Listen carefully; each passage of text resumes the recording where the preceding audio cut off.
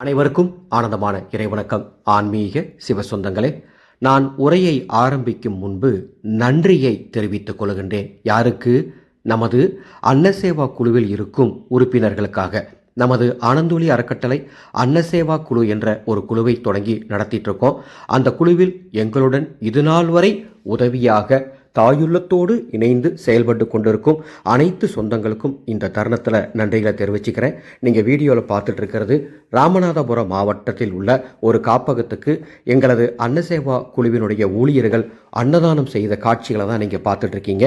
எங்களது ஊழியர்கள் மிக சிறப்பாக ஒரு நாள் முழுவதும் அங்கே தங்கியிருந்து அங்கே இருக்கக்கூடிய ஆதரவற்றோர்களுக்கும் குழந்தைகளுக்கும் உணவு தானங்களை மிக சிறப்பாக செய்தோம். அதனுடைய அற்புத காட்சிகளை தான் நீங்கள் பார்த்துட்டு இருக்கீங்க. அன்பு சொந்தங்களே, அன்னதானம் செய்வது என்பது இறைவனுக்கு நாம் பிரசாதம் படைக்கும் ஒரு செயல். இறைவனுக்கு நாம் பிரசாதம் படைச்சா என்ன புண்ணியம் கிடைக்குமோ அதே மாதிரி தான் அன்னதானம் செஞ்சால் நமக்கு மட்டுமல்ல, நமது அடுத்த தலைமுறைக்கும் புண்ணியம் சேரும் என்பது நிதர்சனமான உண்மை. வாருங்கள், ஒவ்வொரு நாளும் அன்னதானம் செய்வோம். அன்பானவர்களே,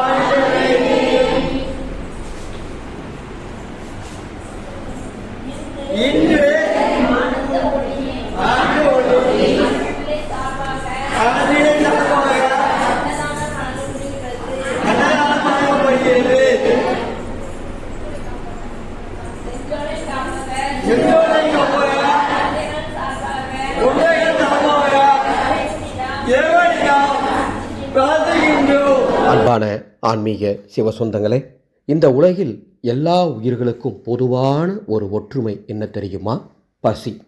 அந்த பசி என்பது ஏழையாக இருந்தாலும் சரி, பணக்காரனாக இருந்தாலும் சரி, பெரிய பெரிய பதவியில் இருப்பவராக இருந்தாலும் சரி, அந்த பசி என்பது எல்லா உயிர்களுக்கும் கண்டிப்பாக ஏற்படும். இதுதான் எல்லா உயிர்களுக்கும் இறைவன் வைத்த ஒரு ஒற்றுமையான உண்மை. இந்த பசி என்பது வரும்பொழுது நாம் எவ்வளோ பெரிய பதவியில் இருக்கோம், எவ்வளோ பெரிய இடத்துல இருக்கோம், எங்கே இருக்கோம், எல்லாத்தையுமே மறந்துடுவோம். அந்த உணவு வயிற்றுக்குள்ளே போனதுக்கு அப்புறம் தான் நாம் இயல்பு நிலைக்கே திரும்பிடுவோம். அப்பேற்பட்ட இந்த பசியை போக்கக்கூடிய தானம் தான் இந்த அன்னதானம். நாம் கோவிலுக்கு சென்று அர்ச்சனை செய்கிறோம், கோவிலுக்கு போய் விளக்கு போடுறோம், பரிகார பூஜைகள் நிறைய பண்ணுறோம். அதில் கிடைக்கிற புண்ணியத்தை விட பல மடங்கு பசித்த வயிற்றை நிறைப்பதால் புண்ணியம் கிடைக்கும்னு எனது குருநாதர் அடிக்கடி சொல்லுவார். எல்லா பூஜைகளுக்கும் மேலானது அன்னதானம் அப்படின்னு எனது குரு அடிக்கடி சொல்லுவார். உண்டி கொடுத்தோர் உயிர் கொடுத்தோரே என்ற அந்த ஒரு வரி அன்னதானத்தின் மகிமையை நமக்கு சொல்லுகின்றது. இன்று நான் உங்களுடன் இந்த வீடியோவை பகிர்ந்து கொள்ள காரணம், எங்களது ஆனந்தொளி அறக்கட்டளை ஒவ்வொரு நாளும் இந்த சேவையை பண்ணிட்டு இருக்கோம். இந்த சேவையை சிறப்பாக பண்ணுறதுக்காக அன்னசேவா என்ற ஒரு குழுவை தொடங்கி நாங்கள் நடத்திட்டு இருக்கோம். அந்த அன்னசேவா குழுவில் உங்களை போன்ற தாயுளம் கொண்ட சொந்தங்கள் சில பேர் சேர்ந்திருக்காங்க. அன்னதானம் என்பதுதான் பிரதானம் என்று மகாபாரதம் சொல்லுகின்றது. அந்த மேற்கோளுக்கு ஏற்ப அந்த சொந்தங்கள் அவங்களால முடிந்த உதவியை ஒவ்வொரு மாதமும் எங்கள் குழுவுக்கு செய்கிறாங்க. அதையெல்லாம் திரட்டி நாங்கள் 30 நாட்களுக்கு பிரித்து ஒவ்வொரு நாளும் எங்கள் கையில் எவ்வளோ இருக்கோ அதை கொண்டு முடிந்தவரை அன்னதான சேவை செஞ்சிட்ருக்கோம். ஒரு சின்ன ஒரு கதை சொல்கிறேன் உங்களுக்கு. ஒரு கிராமத்தில் ஒரு ஏழை முதியவர் இருந்தார். அவர்கிட்ட பெருசாக சொத்து பத்து எதுவுமே கிடையாது. ஆனால் அவர் தினமும் ஒரு உயிருக்கு அன்னதானம் செய்கிறத ஒரு பழக்கமாக வச்சுட்டு இருந்தார். ஒரு சில நாட்களில் அவருக்கு திடீரென்று மிகப்பெரிய ஒரு வாய்ப்பு வந்து அவரது வாழ்க்கை அப்படியே தலைகீழாக மாறியதாக ஒரு கதை உள்ளது. இதைத்தான் நமது மகாபாரதம் சொல்லுகின்றது, அன்னதானம் பிரதானம். அதாவது நாம் கொடுக்கும் அன்னம் என்றாவது ஒரு நாள் பல ஆயிரம் மடங்கு நமக்கு திரும்பி வரும் என்பது சத்தியம். எனவே அன்பு சொந்தங்களே, முடிந்தவரை உங்களால் முடிந்தவரை தினமும் ஒரு உயிருக்காவது சாப்பாடு வாங்கி கொடுங்க. இந்த சாப்பாடு வாங்கி கொடுக்கறது அப்படிங்கிறது நண்பர்களுக்கு வாங்கி கொடுக்கறது இல்லை, சொந்த பந்தங்களுக்கு வாங்கி கொடுக்கறது இல்லை, பெரிய பெரிய விழாக்கள் நடத்தி அங்கே சாப்பாடு பரிமாறுறது கிடையாது.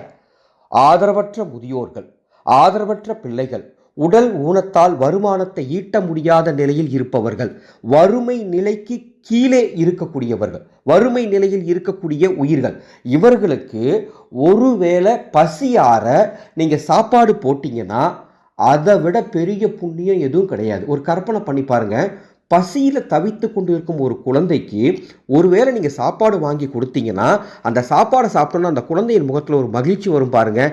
அதை விட இந்த உலகத்தில் வேற என்னங்க ஆனந்தம் இருக்குது? எனவே அன்பு சொந்தங்களே, வாங்க சேர்ந்து அன்னதானம் பண்ணுவோம். அன்ன சேவை குழுவில் சேர முயற்சி பண்ணுங்க. முடிஞ்சா டிஸ்பிளேல எனது வாட்ஸ்அப் நம்பர் இருக்குது, கூகுள் பே நம்பர் இருக்குது, ஃபோன்பே நம்பர் இருக்குது. முடிந்தால் உதவுங்கள், வாருங்கள், சேர்ந்து அன்னதானம் செய்வோம். ஆனந்த மலரட்டும், ஆனந்த ஒளி பரவட்டும்.